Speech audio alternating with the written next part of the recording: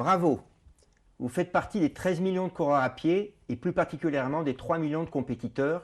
Il suffit de quelques clics, quelques vidéos de prévention pour obtenir en une dizaine de minutes seulement un numéro PPS.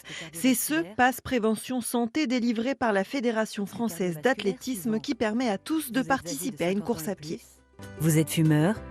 Vous êtes diabétique? Vous avez du cholestérol? Pratique, abordable et rapide, ce dispositif en ligne a remplacé le certificat médical autrefois délivré par un médecin et a été mis en place pour toutes les disciplines.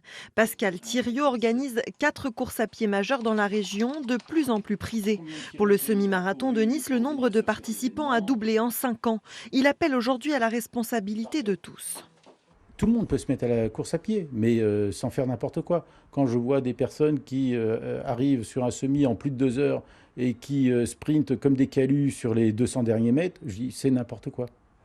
Sur la dernière course niçoise, lors de laquelle 2 personnes ont fait un arrêt cardiaque, 80 médecins étaient déployés sur place, ainsi que 2 médecins régulateurs. Des moyens indispensables mais insuffisants car les premières minutes sont décisives. Jusqu'à 5 minutes, il n'y a pas trop de dégâts au niveau du cerveau, mais à partir de 5 minutes, entre 5 et 10 minutes, il y a beaucoup de dégâts, et à partir de 10 minutes, il n'y a quasiment pas beaucoup d'espoir pour que le patient se réveille sans séquelles, sans handicap majeur. Donc d'où l'importance de la prévention, formation, premier secours. La course à pied au-delà de 21 km représente un effort considérable pour le corps et le cœur. À titre d'exemple, pour un marathon, il faut près d'1 an de préparation en moyenne pour un coureur débutant.